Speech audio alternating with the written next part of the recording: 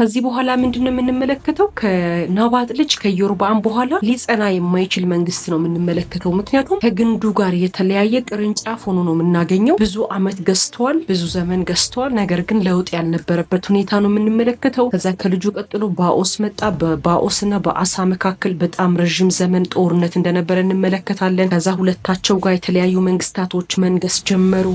ከዛ እንዳልኳቸው ኤላ መጣ። ከባኦስ በኋላ የኢዮርብዓምን መንግስት በሙሉ አጠፋ። እሱ ነገሰ። እሱን ደግሞ የሚበቀል ሌላ ተነሳ። ልጁ መጥቶ ሲነግስ ልጁን ደግሞ ዘምሪ የሚባል ሰው መጣ። ከሹማምንቶቹ አንዱ ነውና ንጉሱ እየጠጣ እያለ መጣና ገደለው። ስለዚህ አሁን የሚረካከቡት በመበራረክ በቡራኬ ሳይሆን መንግስት የሚቆናጠጡት በመገዳደል ሆነ ማለት ነው።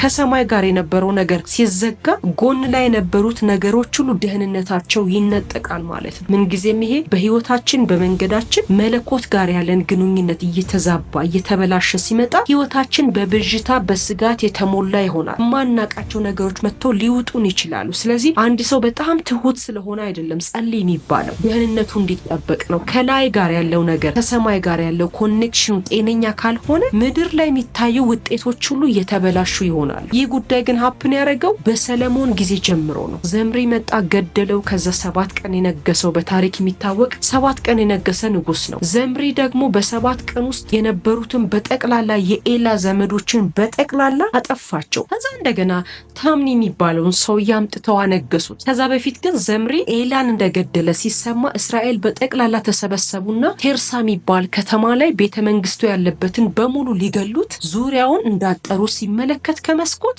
ቤተመንግስቱን ላዩ ላይ ያነደደ ንጉስ ነው። ላዩ ላይ እሳት ለኩሶ ከነ ቤቱ አብሮ ነዶ ሞተ። ከዛ ቀጥሎ ታምኒ የሚባል መጣ። ታምኒም ብዙ አልጸናም። ዘምበሪ የሚባል መጣ። እንደገና ከዘምሪ ቀጥሎ ዘምበሪ የሚባለው ንጉስ መጣ። እሱም ቴርሳን ገዛ ማለት ነው። አሁን ቴርሳ ማለት ሰማሪያ የምንላትን ከተማ የእስራኤል ነገድ ለሁለት ከተከፈለ በኋላ 10 ነገድ ይኖርበት የነበረውን 10 ነገድ የሚኖርበትን ቤተመንግስት የተገነባበትን ቴርሳን ገዛ። ስለዚህ መግዛትና መኖር የሚገባውን ጊዜ ኖረ። ነገር ግን ስትመለከቱ ከላይ ጀምራችሁ ነገስታቶች ይፈራረቁ እንጂ የእግዚአብሔርን ሐሳብ ያገለገለ አንድም ሰው አታገኙም። በጣም በውድድር የተሞላ ህይወት ነው የሚኖሩት። በትንሹም ቢሆን ይሁዳ ጋር እግዚአብሔርን መፍራትን ታገኛላችሁ። እስራኤል ጋር ግን ከቀን ወደ ቀን እየባሰባቸው ነገስታቶች ከእግዚአብሔር ይልቅ የራሳቸውን ሐሳብ እየሰሙ እያመጹ አመፀኛ ህዝብ እያበረታቱ አማጽያን ሆነው ህዝብና መንግስት ተባብሮ ሲቀጥሉ ትመለከታላችሁ።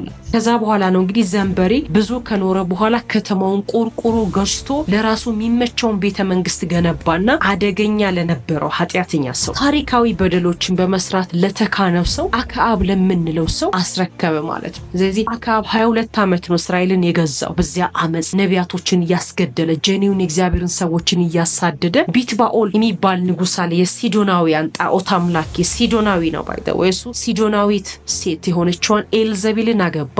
ባልና ሚስት ነው። የሰሜኑን መንግስት ወደ ማቆርቆዝ የገቡ ስፒሪቹዋል ብትሉ ኢኮኖሚያዊ ብትሉ ሰማሪያ ላይ ተከስቶ የማያቅ ረሃብ በታሪክ ሰዎች ኩስ የበሉበት የአህያ ጭንቅላት የተሸጠበት እናት ልጇን ቀቅላ የበላችበት ታሪክ እንዲከሰት ያደረጉ አመፀኛ የሆኑ ሰዎች የተፈጠሩበት ሲዝን ተፈጠረ ማለት ነው። ስለዚህ እግዚአብሔር መጥፎ ጊዜ ነው ያመጣም። በጣም ብዙ ሰዎች ጊዜው መጥፎ ነው፣ ጊዜው የከፋ ነው ይላሉ። ክፉ ሰዎች ናቸው ሲዝኑን ክፉ የሚያደርጉት። ደጋግ ሰዎች ግን ክፉን ሲዝን በእግዚአብሔር ቃል ይዋጁታል።